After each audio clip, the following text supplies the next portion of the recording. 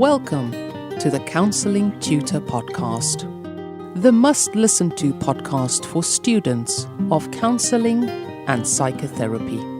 Here are your hosts, Rory Lees-Oakes and Ken Kelly. Hi, I'm Rory, and with me, as always, is Ken. How are you doing today, Ken? Exceptionally well. Thank you so much for asking, Rory. And Rory and I are so grateful that you have joined us for the Counselling Tutor Podcast. This is episode 207. We have 3 stops on today's route, stopping off firstly into Counselling Foundations, where we visit the underpinnings, the foundations that we build a counselling practice on. And in that session today, we're going to be looking at first counselling sessions. And that may be the first time ever that a student goes into a counselling session in their placement, but also we revisit first counselling sessions again and again because every new client coming in is in itself a first counselling session. We then focus on self, where we recognise that we as the practitioners are the heart of our practice, and today we're going to be looking at the wounded healer. Is there a healer inside you that has a wound? And then we stop off our last stop on today's journey, episode 207, with Practice Matters, where we look at something that would be relevant to the professional practice of counselling and psychotherapy. And today we speak of something incredibly relevant, and that is our paperwork that we have in our practice. Everything from information sheets through to contracts, through to clinical wills, and we have an expert in this subject, which is Tamara Howell, who spoke with Rory. So that interview coming up as well. But let's go right back to those counselling foundations and that first counselling session, Rory.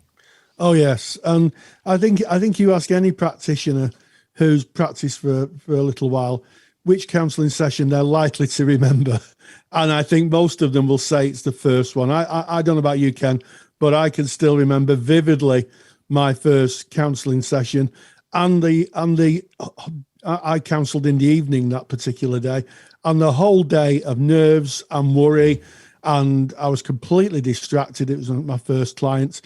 And I have to say that looking back, I'm a lot more kinder to myself now. I kind of say to myself, everybody had to start, but I think probably I was a student. I was just starting out, so maybe I wasn't my best, but I did my best, and I think that's the point.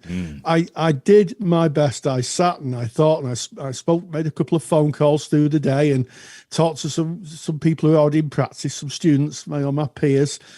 But I think first counselling sessions can be very, very nerve-wracking, and I guess to some extent, Ken, as a general kind of observation, every counselling session, even now, are first counselling sessions. When you meet a new client, it's the first counselling session, isn't it? Yeah, in the same way, and you're speaking back, Rory, to that very first one, the first time you're going to practice, that first second of practice where somebody walks through the door, you're in placement, but they're your client and you are their counsellor. In the eyes of the college and in the eyes of your peers, you're on placement, but in the eyes of the person walking through that door, you are their counsellor.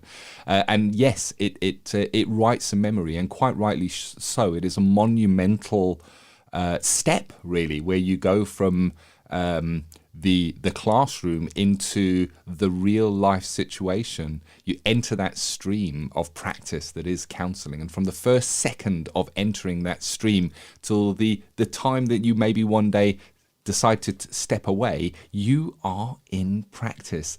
And yes, I look back and I recognize some of the emotions. I can still key into some of those emotions right now, and that's was a long time ago. And I think, for those of you who may be approaching a first counselling session, or those of you who may have it freshly in your rear view mirror, going to what Rory has said, it is your first step, and it can bring up some emotions that can be interpreted as anxiety or fear. And I remember sitting waiting for my first client, and I had some really good advice, and that was to take at least 10 minutes before the person came to be in the room so that I was centered. And I just closed my eyes and I breathed deeply and I just came quiet into that moment and just tried to relax and be present within that moment, to really calm myself and put all thoughts and anxieties one side. Not easy, I tell you, but it was a great grounding for when that client walked in. And it's understandable. It's understandable. We spend all this time in studies learning about how important this role is that we play. So it kind of feels like a high stakes game that we step into. But recognizing, as you say, Rory, if we look at those kind of feelings and that way of thinking as only that very, very first client, I think we're missing out, because every client that comes in is the same in that we don't know who they are. We don't know what they're going to present with as they come into that room. And of course, Rory, you've got some ideas of how we might think about and prepare for a client coming in before they get to us in terms of thinking about who they are. Yes, and I like what you're alluding to here, Ken, of being fresh. Every client, it's a fresh, new relationship. And in terms of the ideas, I think the first thing to do is to make sure that you've got your contracting and what's necessary in the contracting in hand, and also that you've rehearsed it with a peer.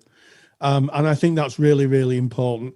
We've talked about this, I think, on the podcast a number of times, that sometimes the contracting side doesn't seem very therapeutic, but actually it is, because what it does, it sets the ground out for the client to be able to speak about what's going on.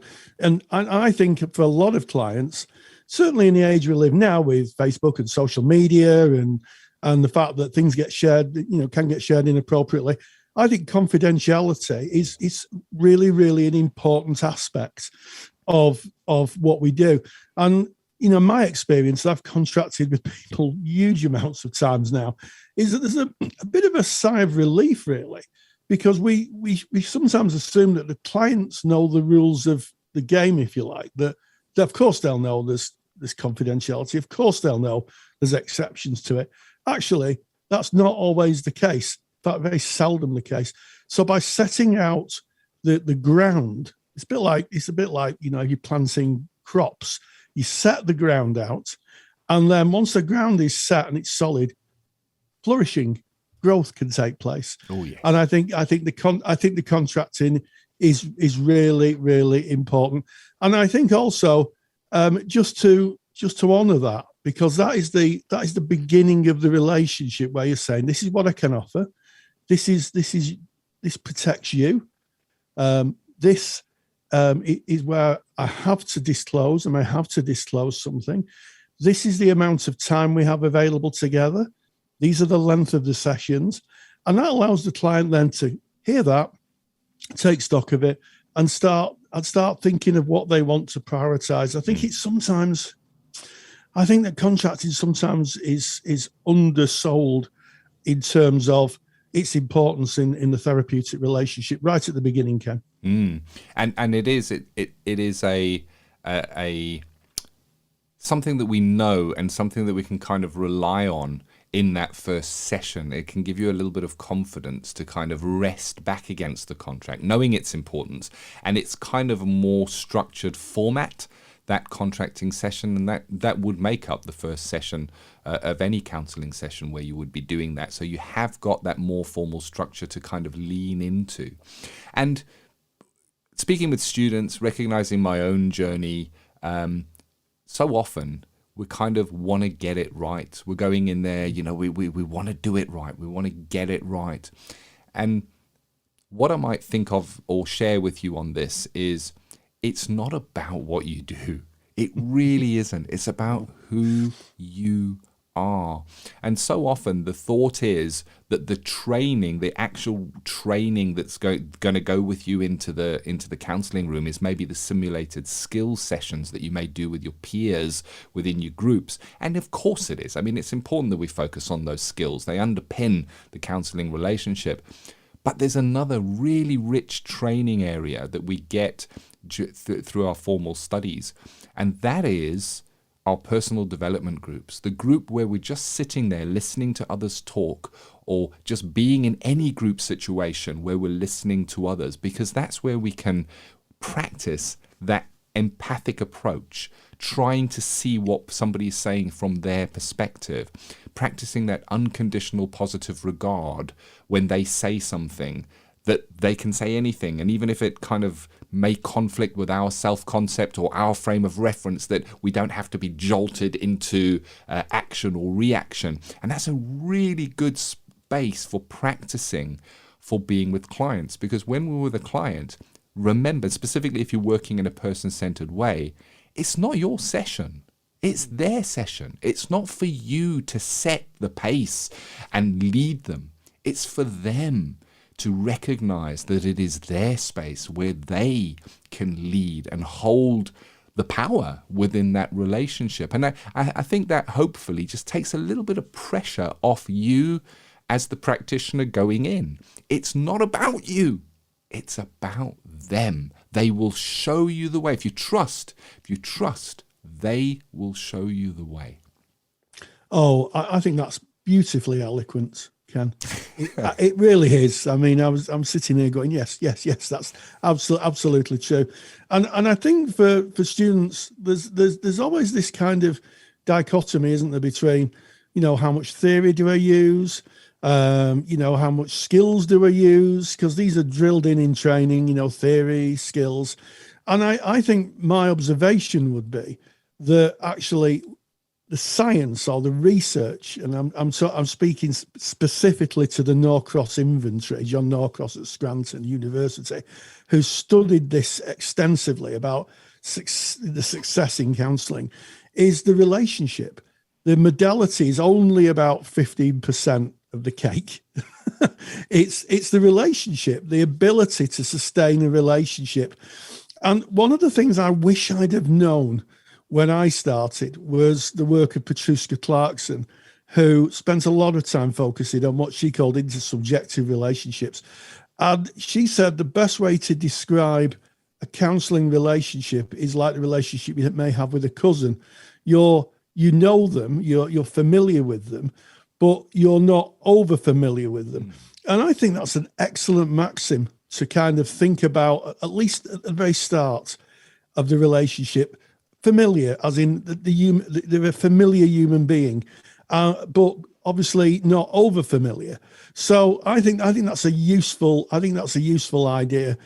But if there's anybody listening to this who's starting their practice, you may be listening to this on the way to starting your first counselling session. What I would say is just do your best, just be yourself, because that is the magic formula. The idea that someone's coming to talk to someone they don't know, that they are impartial, they've got no skin in the game, they're not going to give advice or judgment, and just be heard. It's one of the most powerful things one human can do for another. And silence, I think, is a good basic skill to start off with. Just listen. And you'd be surprised just how clients can start to conceptualize and think about what's going on for them and make the changes themselves. But the opening, I think the first session is always a bit of a baptism of fire, certainly for students, isn't it, Ken? It can be. And it can take so many different forms. You may have a client that comes in that wants to really share their journey with you and kind of, there's an urgency to get that out, and having to balance that with contracting can feel a little bit tricky and maybe slightly directive, but we've covered that in the episode we did on contracting just a few weeks back. So go and look through our back catalogue. You mentioned, Rory, the freshness of coming in. The freshness of coming in. And that is one of the great benefits of it being a true first session, is you come in with the freshest of freshness. It's that freshly picked. And just in our last episode, in episode 206 of the Counselling Tutor Podcast, we spoke about compassion fatigue. And compassion fatigue is the other end of that, where it's kind of maybe a person or a practitioner feeling worn out from all the messaging and all of the material coming at them, that we become slightly blunted from that. So freshness is something to embrace. It is a true gift. And Rory, you mentioned congruence, being just who you are. By the time you're putting that foot into practice, you are good enough. And if you weren't good enough, your tutors would have pulled you off that course a long time ago. It would have been picked up. You are good enough when you get there. And you have that first second with that first client.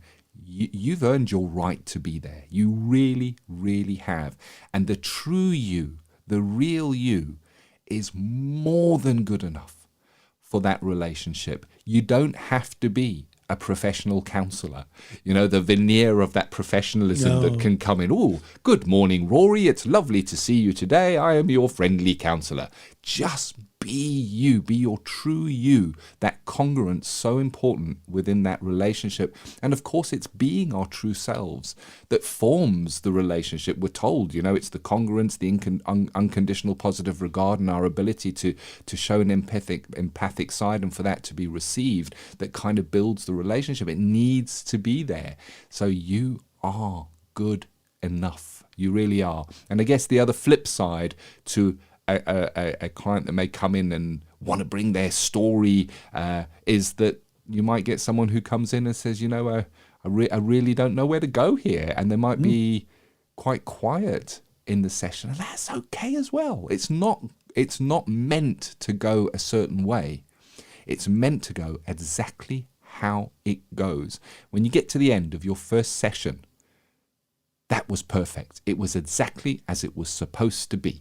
It just is. You will grow, and your practice will grow, and we learn from everything we do. We take it to peer discussion, we may take it to our supervision, and we go and learn and we grow there. But it's just perfect as it is. Yeah, absolutely, Ken. And, I've been in practice now for nearly 20 years, and I get that same feeling in my tummy when I start with a new client.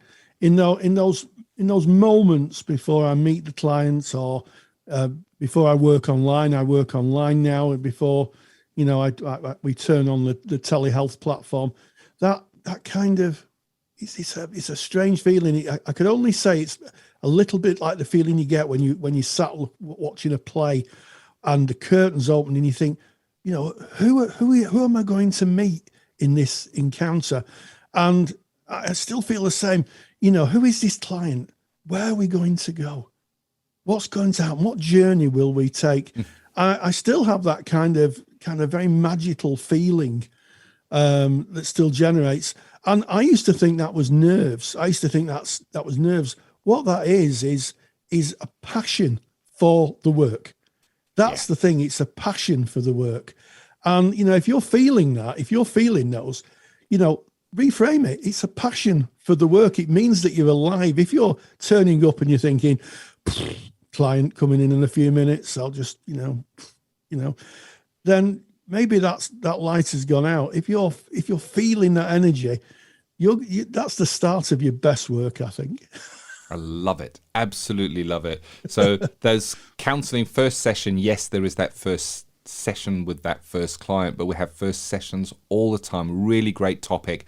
And we've got a real nice handout on this one. We've got a comprehensive article that has been written on that first counselling session, along with, I have to say, a super duper Rory Lees Oaks handout, which you can download. So if you're interested in getting that handout, go to counsellingtutor.com. On our top menu bar, click on the podcasts tab, because this is our podcast, and find episode 207. And right there on that page, really good article, link there for you on the first counselling session with a handout that you can download. And there it is. And that's our Counselling Foundations. So on our trip today, our next stop is we're stopping at the focus on self, where we recognise that we as practitioners within our practice need to be our best selves. We need to look to ourselves to be able to be there in service of others. And I think a great topic that you've chosen today, Rory, because we're going back to the very beginning. It's kind of part of the question of why. Why do you do this? And it kind of links into the wounded healer, Rory. Oh, yes. And I think this is a really interesting perspective of our work. And it's actually one that comes up a lot in our Facebook group. And if you're not a member of our Facebook group, type in Counselling Tutor into Facebook. We're a closed group, knock on the door, and our friendly, loving moderation team will let you in and join thousands of like-minded people who talk about the world of counselling and psychotherapy. There are students, there are qualified practitioners, supervisors and tutors, and they debate the world of counselling and psychotherapy. And the wounded healer comes up a lot. And I can still remember on a sunny September afternoon, sat at Tameside College in a circle of people that I didn't know, on my very first diploma day, shaking in my boots and shaking all over if I'm honest. And the tutors came in, and the first exercise, and it was probably one of the toughest ones that they ever asked us on day one. Why do you want to become a counsellor? Yeah. And you could see people really, really become alert and sit up, and it was very poignant, because people were sharing their own difficulties, that they'd been helped by a therapist, or they'd had difficulties in their life, or in my case, someone very close to me had difficulties, and we had to find help for that person. And we saw the transformational effects of counselling, so much so that in my own case, I thought, I want to be a counsellor. This is absolutely amazing. And you were drawn to it. And there's so many people who've had difficult pasts, difficult childhoods, who have helped, and they want not just to be a practitioner, but a healer. They want to give the same care and love that they received from their therapist in their practice. And in fact, this isn't a new idea, is it, Ken? This goes back to antiquity, to the Greeks, doesn't it? Yes. You're speaking about Chiron, and I don't know if I'm pronouncing that right, but that's how I've always said it. Chiron, the wounded healer. We'll put a link to a great article on Chiron into the show notes, so make sure you visit that. Counselling Tutor, click on the podcast tab, episode 207, and we'll put in a nice link to Chiron, which is kind of the myth that kind of underpins the wounded healer archetype, as it were. But what is interesting is how common this is when we kind of look specifically in the helping professions, that many, as you say, Rory, will have experienced their own darkness. Perhaps somebody put a hand into that darkness, and then having been pulled from that darkness, don't want other people to go through what you had to go through, or at least you know there's a way out for people that are going through that, and you want to put your hand in there as well. Carl Jung has a quote. Part of that quote is, "Only the wounded physician, as in doctor, heals," and that is Carl Jung. And there's a lovely poem by a Persian poet called Rumi, a mystic poem, and it goes, "The doctor must have a broken leg to doctor. Your defects are the ways that glory gets manifested. Whoever sees clearly what's diseased in himself begins to gallop on the way. Don't turn your head. Keep looking at that bandaged place. That's where light enters you." And that's Rumi. That's a little bit of from a poem on that. Now, it's great, and maybe an exercise here is to journal or think about what is your reason for doing what you do. Is there a wounded healer in your past that kind of shows itself, that is present with you in your therapy room? And it's really good. It's powerful, as Rumi has just said there. Look to that bandage place. Remind yourself of it often. But at the same time, we have to be careful of our wounded healer, because our wounded healer is our journey. And we may have had a certain technique or a certain way that helped us in our journey. And chances are you may see yourself present in therapy. That happens often, where you will come into your therapy room, or a client will come in, of course, and they will present with something you can really relate to. Oh, I know about that. I went through that. And the danger is that we take our wounded healer and go, oh, well, the way I got out of this was X, Y, Z. So what you need to do here is X, Y, Z, because that's how it worked for me. So we can't take our journey, even if it's similar from the presenting issue, and kind of project that onto the client, because it's their journey. They need to find their own way, and it may be so different to ours, but we can at least empathize with where they may find ourselves, and that is the power of the wounded healer. Yes, it's a very powerful story, and you know, I think that there's different ways of pronouncing Chiron or Chiron. I've heard it said Chiron, sometimes it said Chiron, but of course Chiron was a half man, half horse in Greek mythology, who was wounded, I believe, by arrows with poison, and he was in so much pain. He was immortal. He spent his immortal life trying to cure himself, and as such help cure others, and that's the kind of Greek history, in a potted history of that. I also like what you say, Ken, about just because we've been wounded in one way and we heal ourselves in one way, that we think that's the only way, and not to impart or project onto the client. There's another aspect of being a wounded healer, and that is over self-disclosure. Oh, yes. I think that sometimes if someone's going through exactly the same thing, because we do meet ourselves in the therapy room, we've said this so often, and I think the thing to recognize is the uniqueness of the client. And I think there's a danger of over self-disclosure. Well, when this happened, I did this, and then that happened. And I think, it may have worked for you, but it may not work for the client. And it may not be helpful, because clients may think, oh, I can't do that. I can't do what you did. And then they withdraw.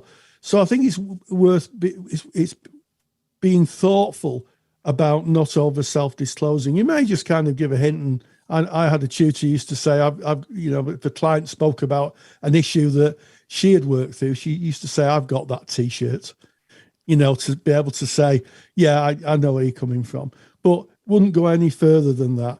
And I also think it's really, really important, and we've spoken about this in a lot of our podcast episodes, about making sure that you are healed sufficiently to be able to work with somebody else. I think that if you're in the throes of something really difficult, you may not be able to separate your own stuff from the client stuff. And there's a form of a parallel process there. And in very worst case scenarios, you can, in fact, become unwell yourself. So I think part of counselling training is understanding our own process and self-care. So there's two sides, I think, to Wounded Healer. One is that it can make us better practitioners, because we've been there. We want to be able to help. We know the transformative power of therapy. But on the other hand, making sure that we're not still so wounded that it becomes about us, or we become even more wounded. It can be a bit of a tricky balance, can't it, Ken? Yes. The place I go on this, because of that tricky balance, is I look to the bandage, as Rumi says in his little poem there. I look to the bandage as a source of empathy only, not as a source of solution or a way forward for a client. The wounded part of us may very well be the spark that brought us onto the helping path in the first place. It is a deep source of caring, and we can look back to it again and again and again, because it gives us compassion and it gives us ability to empathize with others. But that's where it must stay. We talk about frame of reference when we're speaking about counseling, and our frame of reference, our wounded healer sits within our frame of reference, and our frame of reference doesn't have a part in the client's presentation. That's their frame of reference, and our job is to enter their frame of reference, not take ours in there, not even a bit of ours in there. We can take our empathy in there. And you were mentioning about different ways of presenting and disclosure. And I know what you're saying, and there is appropriate disclosure in some modalities and in some ways of working, but it's a very fine line to walk. One of the things that for me, and this is I 100% accept this is just for me, I don't project this onto anybody else, is I never know how a client feels. Not ever. I can empathize. As soon as I say, I know how you feel, because in my life this happened, I think that for me steers away from empathy and towards me and my frame of reference. My job is to try and see it as they see it. I can't feel it as they feel it. So what I do is I try to use words that give them words to identify with so that they can share with me how they feel. I don't know how they feel. I work with them to try for them to find that feeling, to share it back with me. And my wounded healer can at times, because it has good intentions and it wants to help. It's what started me on this journey in the first place. Wants to jump in and go, yeah, I know exactly what that's like, because and what you can do here, you've got a number of different it wants to do that. It wants to do that. But I recognize that it doesn't have a place. I love my wounded healer. I respect my wounded healer, and I look to it often, that part of me often. But I also recognize that it lives within my frame of reference, and my frame of reference does not have place in my client's frame of reference. Oh, so powerful, so eloquent, Ken. And I also think that the wounded healer has one other really added advantage, and I'm speaking purely from my frame of reference here, is that it allows you to dig in when the client's struggling, and the client, the client may be a bit lost in therapy and he's really conflicted. I think that if you've been there yourself, it gives you that resilience. It gives you that resilience to stick with it, to dig in, not to kind of retreat from the client and say, well, they're just not getting anywhere. To just understand from your own experience just how difficult it is. And I've got some very dear friends who are wounded healers, and that really, really comes across, that stickability, that resilience, that just being there in the face of difficulty. It takes some doing for a therapist to hang on in sometimes, and I think that probably is the legacy of the wounded healer, to be the person that you wanted in your time of crisis. Oh, yes. It's about understanding your why you do this. It's one of the more challenging journeys in life, becoming a therapist, being there in service of others, holding other people's narrative and sharing their journeys with them. It can wear you down. We have self-care in place. We have supervision. We have our own therapy that we might link into, and that is because it is such a demanding road that we walk, and having a really strong why I do this, and being able to revisit that why, so important. And the wounded healer is the greatest place to look for your why. It really is. It is a wonderful place. So I think on balance, Rory, looking at the wounded healer, so incredibly helpful in our journey, that part of ourselves. Got to watch out. There are little areas where we don't want to slip, and we don't want to be kind of overpowered by that wounded healer. We want to recognize that sits in our past and that it is our journey. But it's our journey that started from that wounded healer in service of others. So recognizing its part and how it builds our resilience, how it adds to our empathic understanding of others. Yes, and I think that if there's any part of my training that still resonates with me, it's that question, the why. Yeah. After all these years, it still resonates, and it's still the question I ask myself. That keeps, when I keep going, it's still the question. The why is the meaning within my practice. Yeah, great topic. Moving on to practice matters, where we look at what we need to consider in professional practice as a therapist, as a helper, as a psychotherapist. And there's paperwork. I don't like paperwork, Rory. I'm going to be honest. I've got this thing. This is just me. When I think paperwork, I kind of get this resistance that comes up. And that's why it's a good idea to look to professionals like Tamara Howell. She loves paperwork. She just loves, she basks in paperwork. Nothing delights her more than designing a clinical will and taking that to solicitors and getting them to look over it. And, you know, when you've got somebody with that kind of knowledge, from my perspective, you want to be grabbing onto that with both hands. And you met up with Tamara to speak about some paperwork and how that relates to practice, Rory. I did. Always enjoy interviewing Tamara, and a good friend of Counselling Tutor. It's really important that we think about paperwork because we're more accountable than ever in our practices. And we're now not a cottage industry. We're professional people, and that has to be reflected in the way in our paperwork, in our policies and our procedures, our general data protection policy. And no better person to kind of expand on that and tell us what we need to know than Tamara. And this is what she had to say. Practice matters. And we welcome Tamara Howell, a good friend of Counselling Tutor, my fellow presenter on the online and telephone counselling course, and the proprietor of Private Practice Paperwork. It's a great pleasure to welcome Tamara Howell. Welcome, Tamara. Thank you so much for having me, Rory. Oh, it's always a joy, Tamara. Now, we're going to talk about paperwork today. Now, yes, please. Yes, please. Now, I don't know if the listener is like me, who is a person who kind of gets when it comes to paperwork and not paperwork. I practice to be a counsellor, not a paperwork person.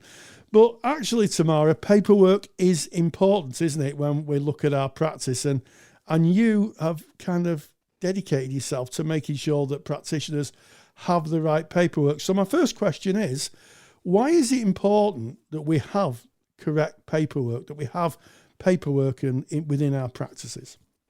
Oh, I've got so many answers because, as you know, I'm quite enthusiastic about paperwork and about our policies and procedures in private practice. And the reason for that is to protect our clients, to protect us, and also because I really feel that it's the foundation of the therapeutic alliance, because it creates a sense of safety when clients are feeling vulnerable, and it communicates our boundaries, and it's a way of building rapport, really. Yeah, absolutely. And just tell us a little bit more about building rapport, because there might be some people listening, including me, who's thinking, how does a lot of paperwork link to building rapport with the client?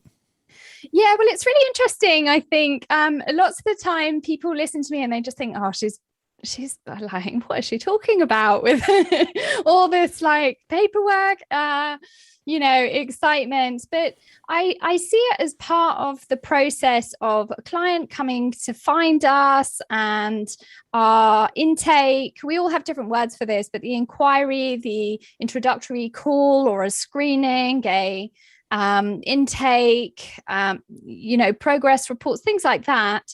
There's a lot of things that people might not use, but there are some things that whether you do them verbally or whether you do them in writing, we need as part of our work, as part of building the relationship. And I think that paperwork gives us a basis to work from. So it makes it easier for us. It makes it easier for clients.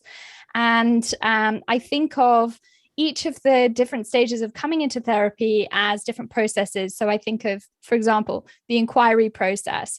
A client might send an email or leave a voice message if they see a directory listing, or they get a referral from someone else, or they come across your website. And so then just on a very, just the initial level, I need to know what to write to them. to make them feel welcome, to invite them to a call or to invite them to make an appointment. And then they're going to write back, we're going to meet each other, and then I'm going to explain the terms of therapy. And so if I have all of that in writing, it's so much easier. It means that I can just focus on taking care of the client and being present.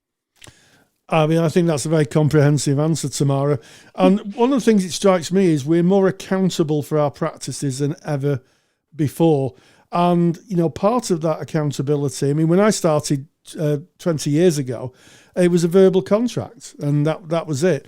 Nowadays, that just wouldn't hold water, I don't think, maybe ethically, because it's really important that we can evidence what we call defensible decision making. So my next question is, what's the bare minimum of paperwork that a practitioner should be considering having?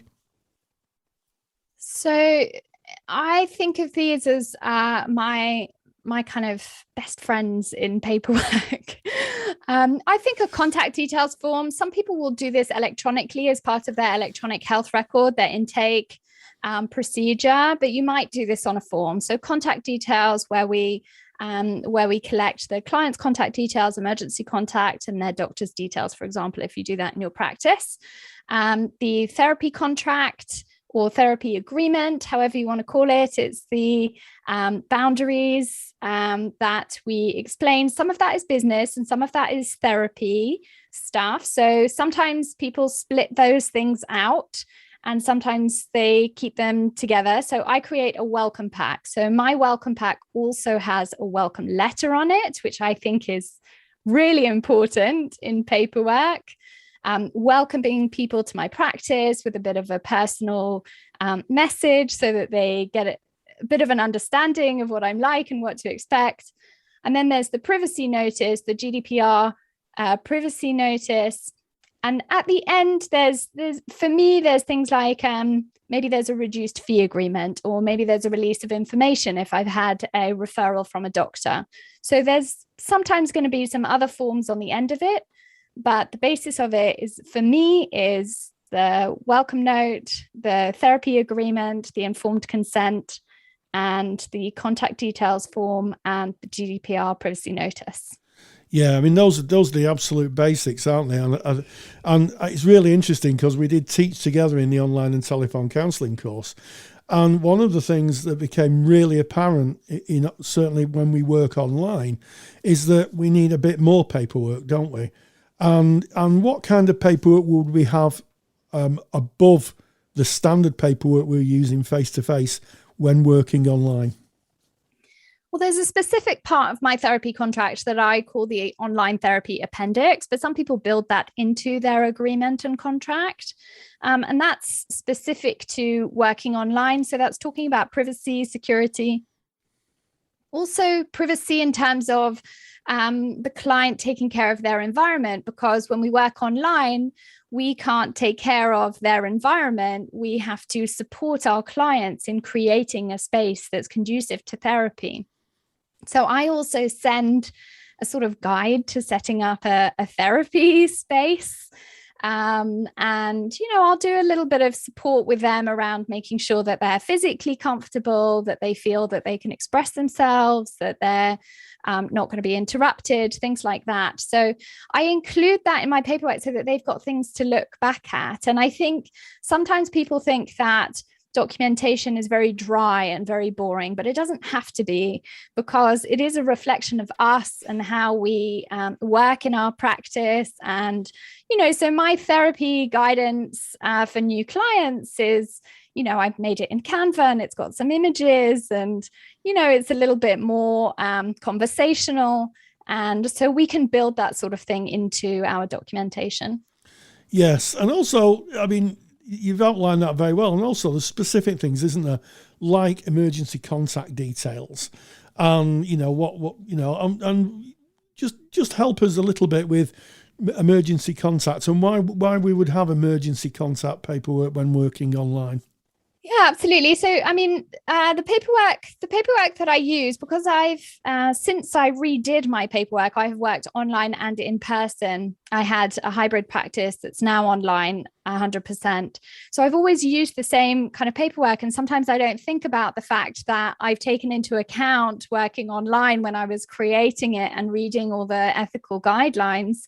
But emergency contact, some people tell me if a client doesn't want to give that to me, or if maybe I don't need their doctor's details or things like that. And the example I always use is, if a client has a seizure in a session, I need to be able to call emergency services, give them an accurate address and location of where they are, and then I would call their emergency contact. So that has to be someone who's nearby or in the country at least, or, who has access to them. And then I would inform their doctor as well, so that they can follow up with them. And so I need to have all those details. And I think that there's also something about being prepared, that gives us confidence. You may never need all that information. You may never be in that situation. But if you are, and you happen to have all that information, then you're going to be able to go through that process. Yeah. And I think sometimes we forget that every area of our practice is in service of our clients, isn't it? Mm-hmm. And, you've outlined really well that, our paperwork is in service of them. There's something about equalising power when you give people the paperwork and they can take an informed choice. Absolutely. I think it's really important to me that the documentation that I give people, the paperwork that I give people, is in my own vernacular. It expresses the way that I work with them, because I want it to be a collaborative relationship. It's not about me dictating terms. That's not why I give someone a welcome pack. It's really so that they know what to expect and they feel comfortable, that it's easy for them. I think of it as like when you arrive for an appointment somewhere in person, you don't know what floor to go to. And, if you feel a bit anxious, then it can make it worse if, the door isn't clear, whether you push or pull it, or, things like that. We really just want to make it really clear, signpost really clearly, make it really easy, so that people say, yeah, it's super easy to make an appointment and start therapy with someone. Well, I think you've absolutely outlined the importance of paperwork. I'm more enthusiastic about it now since knowing you. Good. And my paperwork's changed quite dramatically. And we will put links to Tamara's website. You can have a look at private practice paperwork, and there'll be a link on it in the show notes of this podcast. And you'll be able to go and have a look at Tamara's paperwork and get a sense of, I guess, what modern professional therapists are now expected to do and expected to use. We're a developing profession, and part of that is paperwork is a big aspect of that. So, Tamara Howell, thank you so much for joining us. Thank you so much for having me. Big thank you to Tamara Howell, and to you, Rory, as always, for hosting the interview so eloquently done as well. And as Rory said, Tamara Howell, a very good friend of Counselling Tutor. If you're a member either of our counselling study resource, our online and telephone counselling training, or even our CPD library for qualified practitioners, you're going to have bumped into her at some stage. A delight, and so incredibly knowledgeable and passionate as well. And this has been the Counselling Tutor Podcast. It's been episode 207. Yes, and we started with Counselling Foundations, the first counselling session, and the first of many first counselling sessions, where we discussed what you have to think about and maybe those processes that go on with us as we go into the opening curtains of a new engagement. Focus on self as a wounded healer, the why of why we become therapists, and how that might have a positive impact in our therapeutic relationships and the areas we need to keep an eye on. And then finally, we had an interview with the wonderful Tamara Howell about paperwork. And as always, please stay grounded and stay safe. Take the stress out of your counselling studies and get the support of Rory and I by joining us in the Counselling Study Resource. Counselling Study Resource, or CSR for short, is the world's most comprehensive assignment guidance and study support resource for students just like you of counselling and psychotherapy. See how Counselling Study Resource can help you. Visit counsellingtutor.com. That's counsellingtutor.com. Thank you for listening to the Counselling Tutor Podcast. Find the show notes for this episode on our website at www.counsellingtutor.com.